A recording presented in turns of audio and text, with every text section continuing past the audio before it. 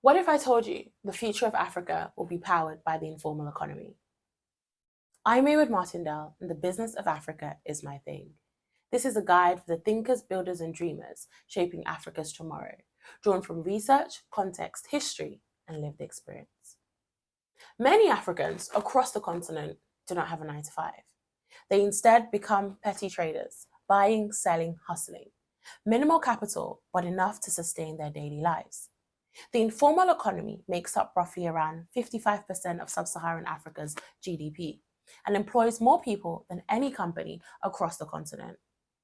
Many go into it as a means of survival, with some building thriving businesses that serve everyday people. And a large proportion of participants within the informal economy are women. So I thought, who better to have this conversation with than someone who has lived it? My mom, a small business owner and one of the many women who did not just survive the informal economy, but she built a life from it. So guys, this is my mom. Thank you so much for joining me today. Would you like to introduce yourself? Yes. My name is Nelly Parker. I'm from Sierra Leone, West Africa, from the town called Moyamba district. Awesome. And so just as a disclaimer, my mom will obviously be doing this interview. Well, not obviously, but she'll be doing this interview in Creole. And I will translate and say things in English so you guys can understand. So yeah, let's get right into it. So mom, why did you start business or petty trading? Like, what made you start it? Why make I start petty trading? Before the war they come, I been get shop. So but after the war, I decide for go back Moyamba. And when I go back Moyamba, I decide for go back into petty trading. Because I been done lost everything, I not been getting nothing again. And I been look sad, but I decide say must start afresh. Okay. So the Sierra Leonean Civil War lasted around 10 years and it ended, I believe, in 2002. And so most people obviously stay in the capital, which is Freetown, and feel like, okay, I can make my life there. But my mom did the complete opposite. She went back to where she was from, Moyamba. So basically almost like another city. So think of it like going to Birmingham. And so she went back and started. So what did you start with? Like, how did the business start? Well, I go to the market. I go work at the market for see wetin they sell faster. I find out say the food business they go before. So now I decide say I begin sell fish because I see say people then they rush for buy fish. You know, see people then they eat every day. Okay, so business rule number 1, market research. So she went to the actual market, observed what the market women were selling, how fast were they selling it, and who was buying what, so she could get a better understanding of what was, 1, available, but also 2, where she would position herself to sell whatever she was going to sell. And obviously she decided on fish, particularly dry fish, yeah. Not fresh fish, but dry fish, yeah. Which is really strenuous work because you have to obviously like dry the fish. You're constantly inhaling smoke, yeah, it's not an easy job to do. So you started with the dry fish. How were you, or where were you getting your fish from? I mean, you get me fish. You get a town where they buy more, where they after Moyamba district, where then they call the Shenge. Where then a fishing, then they do the fish business, then they do the. So now from there, I mean, they get me fish where they sell. And how are you selling it? The fish. The fish. And the one day where they sell the good fish, one of the big fish, where they sell them by junk, where they charge them. But the bonga, where they count them by dozen. Okay. And so when you were selling, who were you selling to first of all? Actually, let's get there. I been get a friend who car with fish na Moyamba for can sell. Who he see me, and I say, "Hey auntie, he say na fish now you dey sell." Now I say yes. I say, you know, say the war been don't clear me. I not get nothing again. So na fish business at the panel. And I say, okay, say I go to supply you fish now. So he begin bring fish for me by blind. So he car with him. What he say boku, I not go able to sell all. And they can't give me comping fish woman then self sell. Me self put some on my petty table. Okay, so essentially you kind of became the plug or the supplier Yes. to them. So you had a supplier straight from Mhm. Shenge, Yeah. and then the women, the other fisher women who Yeah. sold in the market will come to you Yeah. to buy To 10 buy, dozen, 5 dozen, and Yeah. all of that. Yeah. And then Yeah. whatever was left, you would also sell. Yes. So you made most of your money from selling to the market women. Yeah. Okay, so building on from selling to the market women, how or what were you able to do with the profit or the money that you made from Well, selling fish? what they sell, we get a club na the market, what we call susu. We get a head when I dey with the heap money every day. So the end of the day, Friday, now we dey sit down, we get meeting, then hand over the money to one person. So my own money, I will get am for a plan. Okay, what was the plan? I buy land. I buy land out of my own money. The first money wey I go then give me, na land I go buy with am. And what were you planning on doing with the For land? build house. Why was it important for you to buy land and build a house? Why it important to me? Because na rent we been dey under, and the money we been dey pay for the rent is heavy. As you say, I calculate the money, say the year they don't have beaucoup money. So now that make I decide for build me your house. That's very admirable, actually. Okay, and did you just build the house all in one go? Like, how did you go about doing it? No, you can't do that in Sierra Leone. Not easy. So every week, when my own turn reach, when they give me my own money, we get a big shop at the junction. So one Monday they sell building materials there. So I can go pay. If I dey go pay for zinc, I go pay for na 5 bundles zinc. Because like that my house, na 5 bundles zinc they pant up. So I go pay for am, then give me receipt, I keep am. The other 10 back, I go pay for board, then give me receipt, I keep am. Cement, give me receipt, I keep am. So I gather all the building material before I start the building. So when I start the building now, no wasting of time. Okay, so you took it stage by stage. Yeah. Gathered everything that was necessary. Yeah. And then started the build when it was time to start the build. Yeah. So obviously that wasn't all your profit that you put towards buying land and building a house. No, that's not all my profit. I continue my fish business. Okay. And how did it grow? How it grew? Yeah. One day, then can't give microcredits. Now the market, all the market woman there. So I decide for invest my own microcredits money inside the fish business. Okay. So it grew up back. Okay. Yeah. So then did you start getting more fish from your supplier? Yes. Okay. And then you were able to sell more to the women? Yes. They are put on my table boku myself. Okay. Because now the more the profit, what they put on our table. Why was that more profitable? Like the good fish now, the big fish there. Oh, they go then the counter. I know they give person for seller, not like you. Now me the seller. Okay. I they cut am, they put am. Okay. So when I sell, I know how much profit I they get for each junk fish who I don't cut am. Okay. Now the bonga, I they count by dozen. But I know they count the good fish, I know they give person for sale.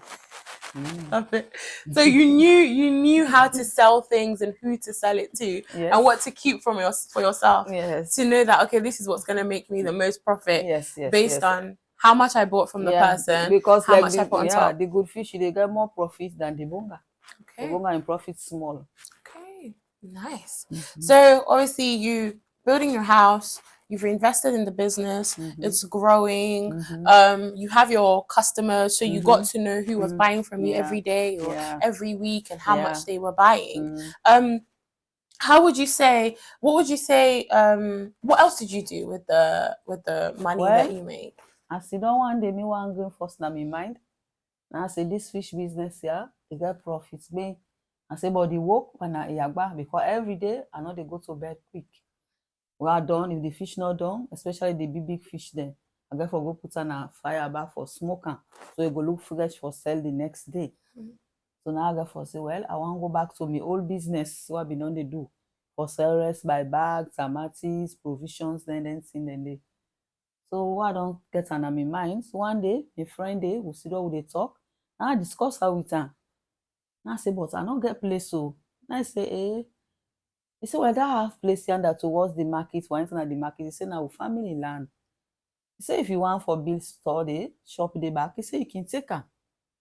Now I say, you mean? And I say, yes. Now I say, okay. I say, thank you. He said, I go talk to the family.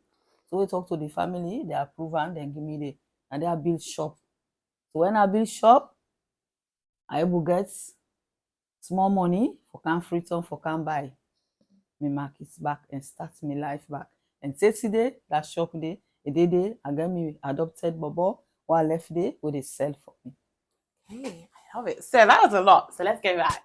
So obviously you decided to build an actual physical store. So you moved away from renting a stall in the market to kind of just like adjacent to the market. Yeah. So again, business lesson number 2, positioning. So where her shop is, it's basically just before you enter the market. So obviously if you're in that position and people are coming to the market, they know entering the market it's going to be busy. There's going to be so many options. And if they find a store that's literally the first stop, prices is good, and it has everything that I'm going to need, of course I'm going to choose to buy here rather than having to sweat and walk in and barter with all the other like market women who have rented out stores or spots within the market itself.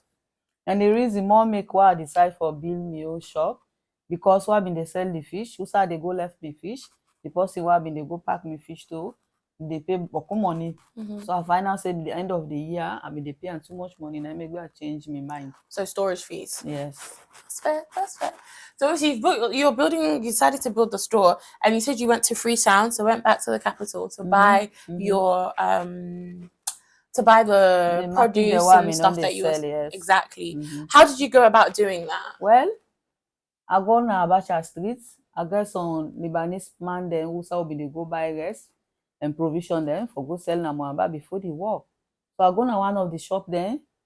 I watch, but I ask for the pa. Now I'm picking and say they Libano. So one pan the big bobo. Now sabi you. So you know to Miss Nelly, who be they can buy boku rest to we before the war. Now say yes. Now say I want start back. Now say well fine. How many bag you want? Now I tell her. Now I go behind the counter. I give her the money. He check her. Give me receipt. Now commode now. I go and work at shop to shop. So I go see say the tomatoes is cheap by carton. I buy. Yabas cheap by carton. I buy. Sugar, oil, provision. So no more. Yeah, things else. How did you know what would sell though? Well, I mean, no, they do them before. So I know if I go to back, it go sell. But the war that was before the war. This is after the war. How were you certain that okay? Because I don't already then at the markets that they sell. I don't already do the survey. I don't they watch what till they sell. All I mean they sell the fish. I mean don't they take me brain say I will go back to my market and I will continue for they buy this for can sell. And till now then when they sell they sell. Okay, so being observant of your market. So even though she was selling the fish, she was still observant, knowing that okay, I'm gonna go back to what I had before. But whilst with what I have now, I'll continue doing it well, whilst keeping in mind, okay, what is currently selling and keeping track and keeping tabs. Which is why in business it's so important for you to still have an understanding of the market you're operating in. Know what's happening, who's doing what, how they're not necessarily how they're doing it, but how receptive people are of what they're doing. That way, you know, okay, if I want to pivot or if I want to go into something else, you have an understanding and you can go into it with full knowledge and better positioning of where of what you want to do and where you're going. Yeah. Okay, so then how did you manage to get everything from Freetown back to Moyamba? Well, we get something now Freetown where we they put load pan, what they call omolanke. A girl something like 2-wheel under so. It's like a cart. Yes. So now they pack all the cartoon then. Are they behind there? Then they push on till go reach down street. But the rest, they go give the truck driver the receipts. Then in they go load down at the store now. They load down at the motor car. They will go to Moyamba. So typically with a lot of like small business owners or traders who may not necessarily live in the capital city, they sometimes like will come together or partner up to hire out a truck or a car for the day that they're going to buy their market. And then that they will probably take like a local bus, but that car would like meet them there and they'll go about looking at the pricing, buying whatever they want. Everything gets taken back to that truck. That truck will take it back to the village. So again, that shows the idea of community, but also the fact that the informal economy is far more organized than you would imagine. because the fact that, okay, she has a relationship with the suppliers already. She had the Lebanese shops that she was going to. Thankfully, they were still in existence after the war. And so she'd already had a previous relationship, which is why it's so important to know who you're working with, if possible. Know who your suppliers are. Know where your raw materials are coming from. That way, not only can you barter the pricing better for yourself, but you also will get inside knowledge of, oh, this new shipment is coming in, this stock is available. So you can actually prepare yourself to buy whatever you need to buy ahead of time. So when you went back to Sierra Leone, not Sierra Leone, sorry, went back to Moyamba, how did you like sell everything? Did you work with other, like, did you sell to other market women, or was it like individual, like families? No, like the one they will sit on our markets, who then get the petty table they will they sell, and then they come buy to me by packets, then say go to another table. Okay. So when I can, I sit down, I check my receipts, I check out, I know almost each packet cost. Then I go decide say na so price that they sell am, why go able get small profit. I not go sell am the way why go feel say then say no go able meet up for can buy and to me for go sell. If I not sell am the way where then go able can buy and to me for go sell, it go dey no more at the counter they so nobody no go buy am. Because nobody no can no more take one packet Maggi buy and for go cook. No, as then go buy from the table from there. So again, she knew her customers. So she knew that the other petty traders are more likely to come and buy from her, because essentially she was the wholesale shop, right? So she knew, okay, this is how much I paid, the profit or the amount that I want to make from it cannot be something they can't afford. Otherwise, it's just going to sit in the shop. No one's going to buy it, and I would be at a loss. Yeah. So she again knew how to price in a way where the other market women could afford to come to her. But if they didn't have money, like with the rice, like how the rest did you now, they're not able to buy and the one bag for go to on a table. And they give them. Now money that they can't other ones, they can't take one bag, it goes on away done for sell, you can't give me the money. If you don't done quick, you can't give me, you take other one bag. But every evening, you fork out me money. If you knock out and first thing in the morning, where they can't take other one bag rest for go on, they count me money.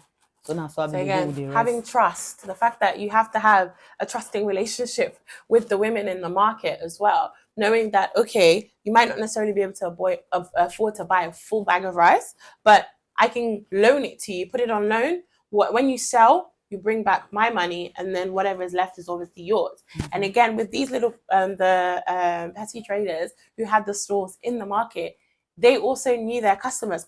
Customer segmentation is so important in business. Know who you're selling to, know what they can afford and what their spending power is. And that way you're able to either deliver the products that you're selling or the services that you're providing in a way where you have enough market share to actually make money from whatever you're doing. So yes, my mom might have sold like a box to them, but they will go and take 3 or 4 cubes of Maggi out of that box and place it on the table in a packet. And that's what they're selling to those who may not necessarily have a lot of money, but they can still buy 1 or 2. And then versus those who can buy a whole packet.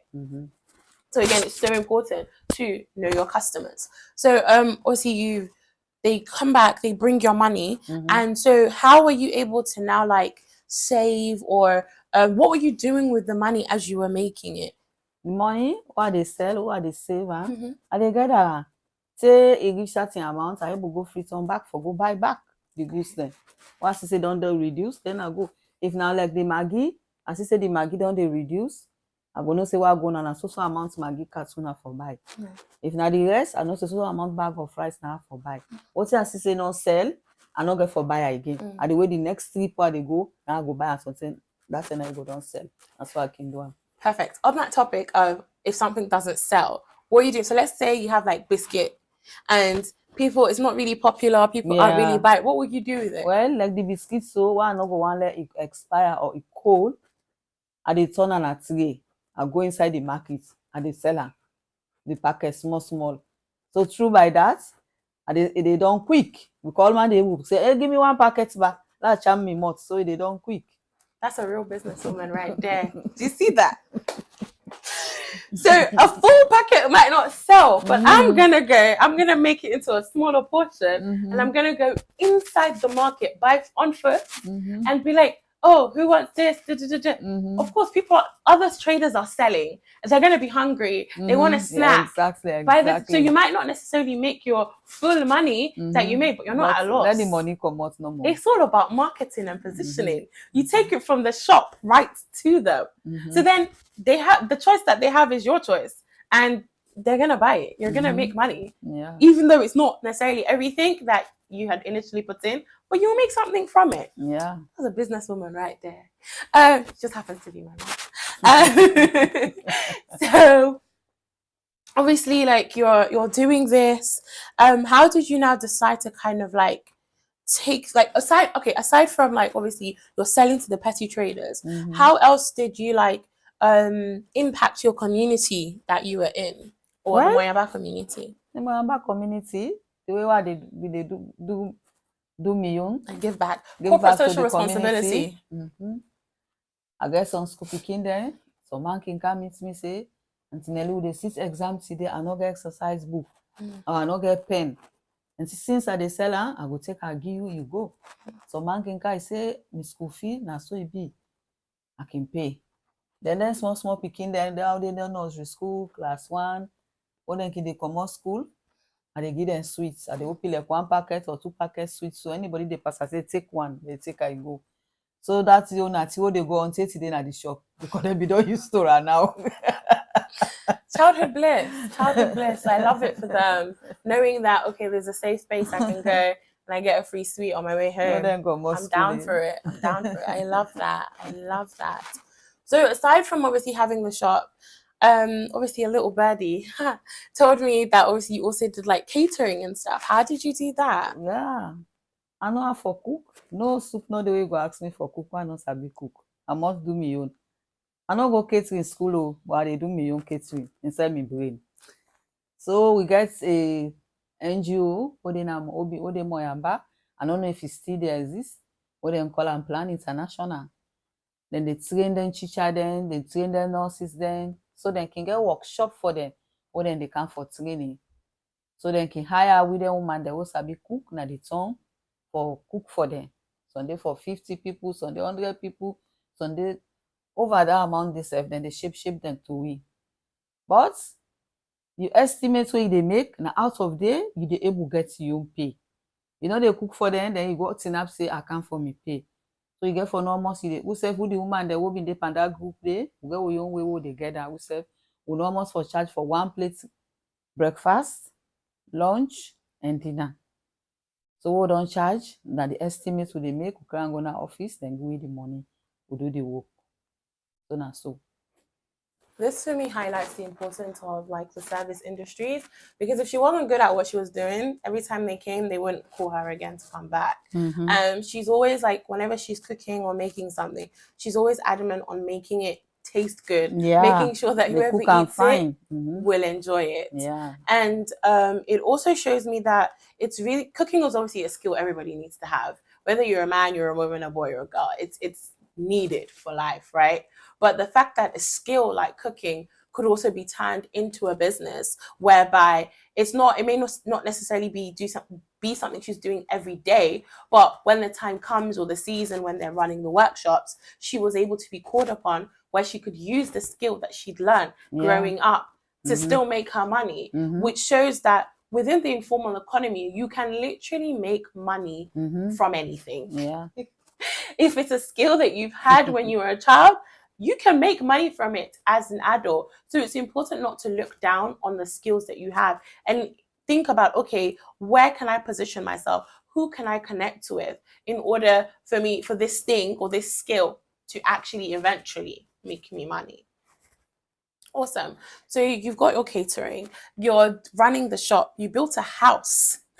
You from selling fish to then establishing an actual store, and all of like that money was, you put some in the business of course, but you were still also able to like better your life, open a bank account, put money in there. Love it for you. So again, finances is so important, and why I really wanted to do this episode. So now I would ask you, what are 3 I'll pause in. So I'm gonna switch to Korea now. I'll pause in for B if they want to go into business. See, if you want to go into business, you go down decide, say na this I want do. Since na this you want do, you put your attention there, you hold hand to hand. Not say because you don't start you know go before you know they get sell. Once na food, especially like food items then, provisions then, you know say na till every people then they eat. Like clothes now, not all the time possible they go to nap na shop for buy clothes.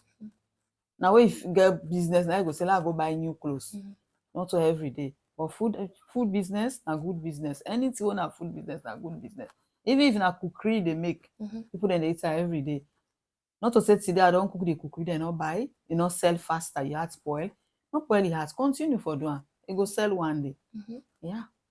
Okay, so being focused, knowing what you want, but Yeah. also understanding the market. Yeah. She just told us food. Everyone needs food every day. Every day. Hey. So you know that, okay, if I'm going to the food industry, yes, it might be saturated and there'll be many options, but you also have to think about how you make the food is what's really going to connect to you, to the people that you're selling to. But also, where are you selling the food? If you go to like a motor park or a mechanic or a garage, those people are going to be hungry every day. And if you make your position there, you're going to make money. Or if you're near a bus stop where people are constantly coming to get the bus home or get their bus to work in the morning. Also timing. Are you opening at lunchtime? Are you opening in the morning when people are on their way to work? Or are you opening in the evening when people are coming home from work? Or even the end of the school day when children are on their way home? Timing matters. So the times you're open, where you position yourself to be open, and what part of the market. So cookery is basically like mama put, so fresh food you sell by plate. You can sell provisions where people can go and buy your milk, your sugar, your oil, your bread, rice, dry ingredients for your cupboard, right? Again, not saying that clothing can't make you money, but knowing who you're selling to, where you're selling to. If you're doing like bend down and select, that can make you money because again, you know the type of people who may come there may not necessarily have a lot of money, but they also have the time to be going through the piles of clothing. Whereas if you have like a shop where you're selling, whether it's imported clothing or you have a little like tailors in the back who are making your pieces for you, your ready to wear pieces, that again, your price point is going to be different. So your customers are going to be different. So what advice would you give to somebody who wants to start business? Me advice what I go give if anybody wants to start business, start the way you don't observe say na this they sell. Now you first start with. And where they start not discourage yourself. Not say because I don't begin sell, the business not they go before. And for put your attention there and it go before. Then you will they start with small money, not scared. Start with them. It go grow, the money go back. If you get like 5 million, you go buy market, begin selling. You see, say you don't sell at the end of the day, you check, you calculate your money, you will get 6 million. That don't show say the business they grow. But if the business not grow, you see say the money go down, not discouraged for that. Now for continue with her and go before with her and stand giddy by inside. Say this market here, it go better, ma. And how is it important? How is it important to be content? You forget content mind and focus on the business way they do.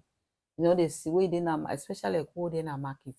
If na any so then face can for sell, they pass, then you call her, you buy her. If na chop, you pull her, you eat her. If na close, then carry with you take. If na pan, then carry with you take. They even say then for can't take the money, then call by day. At the end of the day, when you check the money na your bag, where you don't sell, better money no day. So you go feel say, you go begin say, hey, me see the whole year they sell. But I mean they sell, but how the money all go? You forget say if you don't they pull pan the money today, then you begin say they don't to feel you. Because I'm so open talk na market. Okay.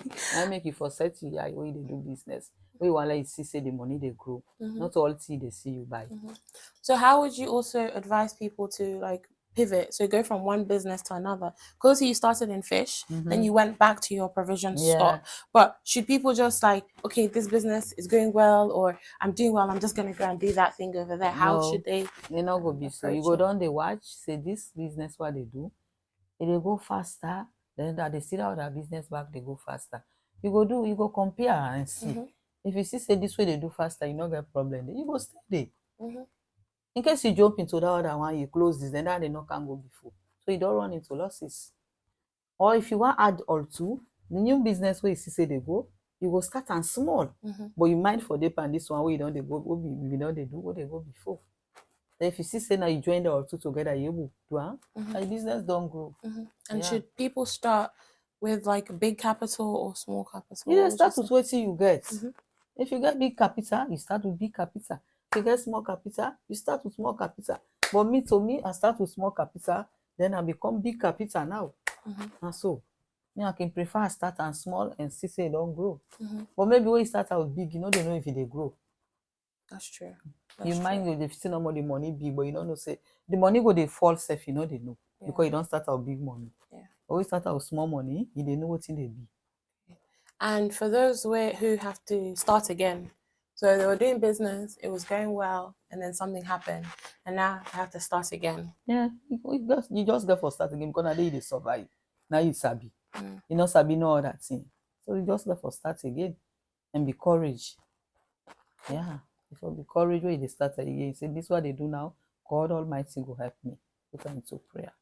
Okay. And the last thing is, for anybody out there who may feel like, oh, I failed, business is not for me, I've tried everything I've tried, and it's just not working, and so I'm just going to give up. Well, if you don't see say business way they do not for you don't try, they fail, you go learn trading. You go learn other thing. Go learn like sewing, hairdressing, then they go learn other thing. Soap making. That's even a business. What you sabi do normal. Like me, I sabi make soap. That will look as soap. Yeah. Proverbs is it 31 woman right here? She knows the deal. You go learn all that thing. You must make once you able to make money. Now important. You able to make money, able to survive, and for you do you need still with the money. Yeah. And how you feel say, so I'm gonna speak Korean now. The petty trader then you feel say then are important people then for society. Yes. And we need them past just big shop there or supermarkets there. Yes. Okay, pause. Now the petty trader then now who hold the ground. Because now they able to sell the way, what they even the person come on our village, they able to buy from we. When anybody impose say go able to buy petty trader now how poor person go able to survive, how go able to eat. Not all man they able go na big shop for go buy anything by packets. But if you then at table, you able buy your amount so you want. If now one Maggi go able buy one cube Maggi for go cook. But you know go na shop say I want 1 cube Maggi, then pull and sell and give you. They not go watch you say. So petty trader really important in the society. I feel like I've learned so many lessons from observing small business owners and petty traders, and I feel like they help a lot of people who may not necessarily have a lot.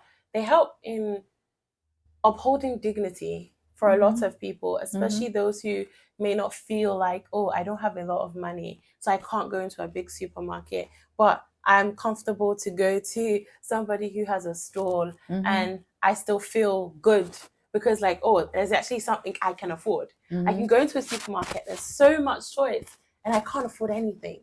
But if I go to a petty trader, if I go to a small business owner, there is something in there that I can afford that is for me, and I'm gonna still feel like, okay, I'm okay. I'm okay. I may not have a lot, but I can get what I need. And that's why I feel like the informal sector is so important to society. It's actually integral because they serve the everyday people. They know the everyday people, no matter the level of society they're in. They know the big shots driving the big cars. They know the people who don't have a lot of money, but they still serve them because, again, they understand their markets. They understand their customers. They understand the products that they're selling. And it's so important for us to, when we see them, like, regard them, uphold them, and cheer them on, because a lot of them, it might not seem like a lot, but they've been able to build homes. Exhibit A.